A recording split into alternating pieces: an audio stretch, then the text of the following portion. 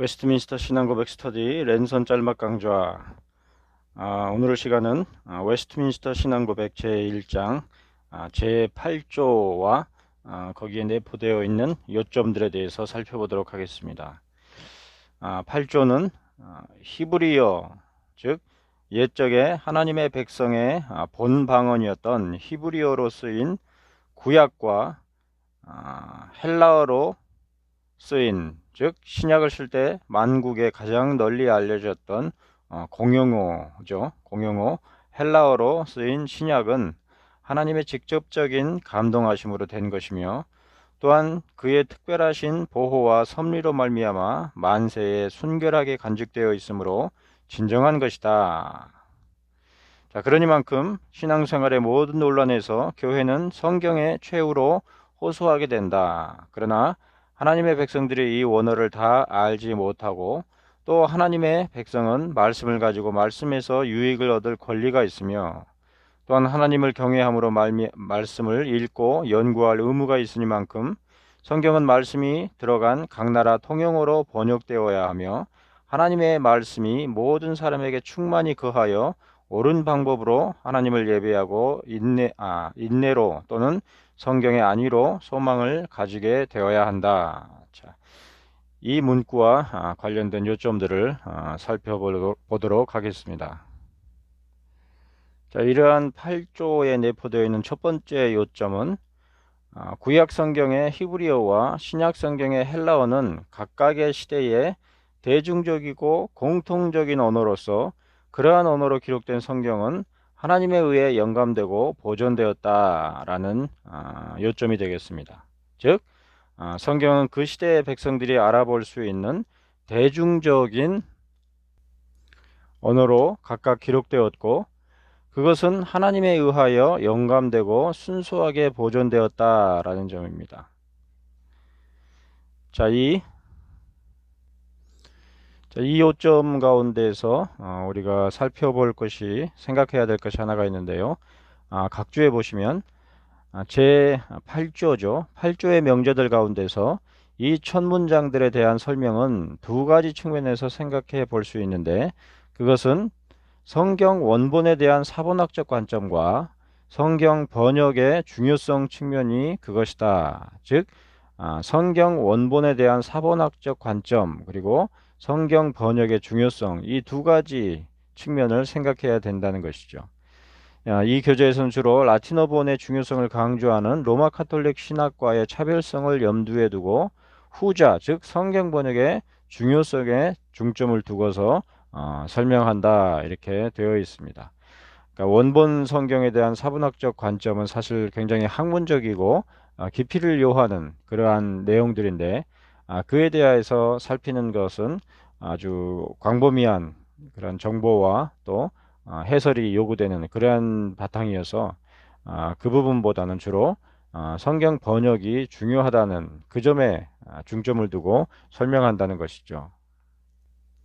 자, 그 점에 있어서 사실 역사를 통해서 많은 신학자들이 성경 원어에 충실하고 또 사본학적 검토를 충분히 할 만한 역량을 지니고, 또 사본이 발견되었을 때 그때그때 학자들에 의해서 충분히 이미 검증된 그런 바탕 가운데서 표준적인 그러한 원문들을 이미 추출해낸 그런 상태 가운데서 또 각자의 언어로서, 각 나라의 언어로서 번역된 것이 성경이기 때문에 우리가 성경 본문 자체에 영감되고 또 그것이 보존된 것에 대하여서도 하나님의 주권으로밖에는 설명할 수 없는 그러한 역사와 또 깊이를 담고 있습니다. 그래서 우리가 비록 번역본일지라도 그 가운데에 충분히 원어적인 의미와 그 다음에 그 뜻을 살린 그러한 번역이 있다는 사실을 우리가 참조하시면 좋을 것 같고요. 특별히 한글 성경에 비하여서 영어 번역의 경우에 훨씬 더 그 사분학적 관점이나 히브리어 헬라어에 대한 깊이 있는 연구를 토대로 번역을 하고 있는 그런 내용이기 때문에 그런 측면들을 우리가 존중을 하고 최소한 영어 성경이나 또 한글 번역을 주축으로 해서 충분히 우리에게 유익이 될 수 있는 그러한 신앙의 교훈들을 또 영감된 말씀의 뜻을 살펴볼 수가 있는 것입니다. 자, 이제 문제들을 보시겠습니다. 70번 문제 보시면 옛적 하나님의 백성의 본 방언으로 기록된 구약에서 신약을 쓸 때 만국에 가장 널리 알려졌던 언어인 헬라어로의 변화에는 어떤 의미가 내포되어 있겠습니까? 이렇게 묻고 있습니다. 즉 히브리 사람들의 언어인 히브리어로 기록된 구약에서 그때 로마 제국, 그러니까 헬라 문화권에 있는 방대한 제국, 광활한 제국의 언어로 이렇게 쓰인 신약 성경으로의 그러한 변화에 내포되어 있는 의미가 무엇이겠는가? 그 물음이죠. 자, 이에 대해서 하나님의 말씀은 구약의 이스라엘 백성들의 언어에서 신약의 헬라어로 쓰이는, 그래서 여러 나라 히브리인들, 유대인들만이 아니고 헬라 문화권 가운데 있는 많은 자들이 성경을 접할 수 있게 되었다라는 그러한 역사적인 측면들이 있죠. 그러니까 구약 성경이 유대인들에게 있어서 대중적인 언어였던 히브리어로 기록됐었고, 또 신약 성경, 그러니까 신약 시대에는 그 신약 성경이 훨씬 더 광범위한 유대인들이 사용하는 아람어가 아니라 헬라어로 이렇게 기록되었고, 또 이렇게 전수된 그러한 배경에는 훨씬 광범위한 독자층이 확대되는 그러한 배경이 담겨 있죠. 자, 계속해서 71번 문제. 하나님에 의하여 영감된 것은 성경에 무엇입니까? 이렇게 언급하고 있는데요. 조금 질문이 다소 막연하고 조금 애매한 듯 보입니다만은, 이게 이제 묻는 것은 성경의 원본을 말하는가 아니면은 번역본을 말하는가, 그런 것이죠. 그러니까 하나님께서 영감하신 그러한 성경은 한글 성경을 말하는 것이냐, 아니면은 헬라어로 기록된 혹은 히브리어로 기록되었던 성경 사본들을, 그리고 원본을 얘기하는 것이냐, 그 말이죠. 자, 거기에 답해 보시고요. 자, 이번엔 72번 문제 보시면은 영감된 하나님의 말씀의 원본을 우리들은 가지고 있는가, 이렇게 묻고 있습니다.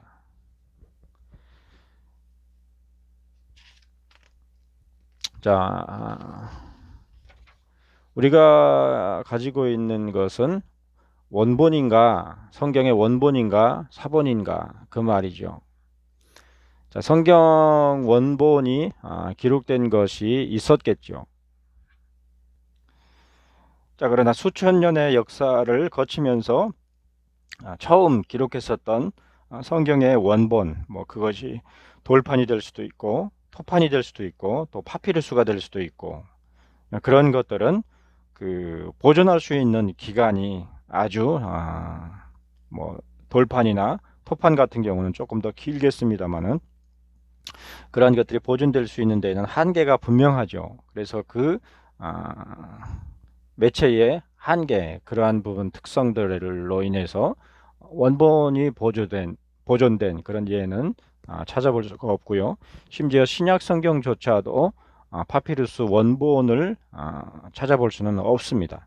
다만 그것을 이제 옛날에는 인쇄술이 발달했던 것이 아니기 때문에 책이라는 것은 기본적으로 사람의 손에 의해서 쓰여야지만 비로소 이제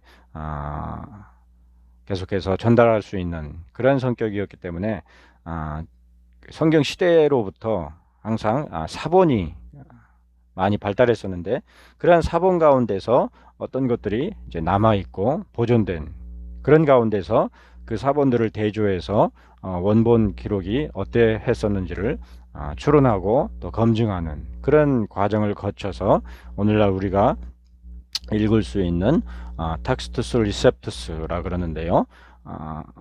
표준 본문이 우리에게 전수될 수 있었던 것입니다. 자, 어찌됐든 우리가 들고 있는 성경은 사본이라는 것이죠. 자, 그러면 그런 질문을 할 수 있겠죠. 그러면 원본과 사본이 완벽하게 일치하는가? 즉, 원본이 갖고 있는 그러한 영감이 사본에도 그대로 전수되었는가? 그러한 의문을 품을 수 있겠죠. 73번 문제가 바로 그러한 질문인데요. 영감된 하나님의 말씀의 원본을 가지고 있지 않은데 어떻게 해서 무효하다고 말할 수 있는가? 자, 이렇게 질문하고 있습니다. 자, 그러나 아까도 언급했듯이 원본 외에 사본들이 수없이 많은데 그러한 사본들 가운데서 일부 보존된 것들을 발굴을 해서 그것들을 대조를 해서 원래 본문이 어떤 본문이었겠는가 이렇게 충분히 검증을 거쳐서 오늘날 우리가 갖고 있는 그런 표준 본문을 얻을 수 있었다 그랬습니다. 그러니까 그 얘기는 우리가 갖고 있는 그 표준 본문이 사본을 취합한 것이지만 그 사본 자체를 충분히 검토해서 그 가운데서 원래의 영감되었던 원본의 그러한 영감된 내용들을 전수할 수 있었다는 것이죠.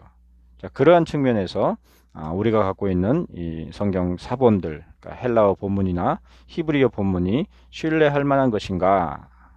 자, 거기에 대한 답을 찾을 수가 있겠습니다.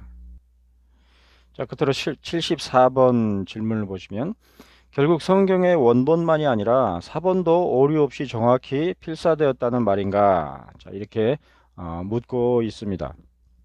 그에 대해서 결론적인 답변을 해보시고요. 자, 그러한 답변 가운데서 우리가 파악할 수 있는 요지는 자, 그러하기에 원본이 아니라 사본도 오류가 없는 하나님의 말씀으로 받을 수 있는가? 자, 그런 것이죠. 하지만 여기서 오해하지 말아야 할 것이 하나가 있는데 그것은 여기서 말하는 사본이 한글 사본을 말하는 것이 아니고 원문 사본, 즉 신약 성경은 헬라어 사본, 그리고 구약 성경은 히브리어 사본을 말하는 것이라는 것입니다. 그래서 한글 사본의 경우는 한글 번역본이죠. 번역된 한글 성경의 경우에는 지금도 번역상의 오류가 발견되기 때문에 그러한 번역상의 오류는 여전히 보완해야 되고 다소 불완전하다 이렇게 볼 수가 있겠습니다. 그러나 그러한 한글 성경이 번역됐을 때에 기본적으로 원본 역할을 했었던 영어 본문들 그러한 본문들을 우리가 살펴봄으로써 그리고 거기에 더하여서 히브리어나 헬라어에 대한 그 지식을 기반으로 해서 지금도 여전히 한글 성경은 보완되고 있다 이렇게 생각을 하시면 되겠습니다. 자, 그러나 이처럼 신뢰할 만한 성경은 히브리어와 헬라어로 된 사본들을 말하는 것이지 한글 성경을 말하는 것이 아니라는 것을 오해하지 말아야 하겠습니다. 그런 만큼 한글 성경은 계속해서 번역상에 영어 성경도 기본적으로 마찬가지죠. 번역상에 일부 오류가 있기는 하지만 그러나 원본이 갖고 있었던 그러한 영감된 내용들을 거의 그대로 전달하고 있다.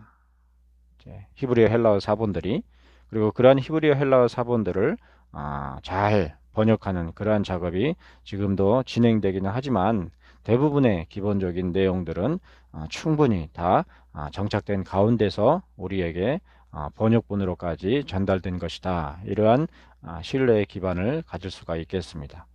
오늘은 여기까지 마치겠습니다. 감사합니다.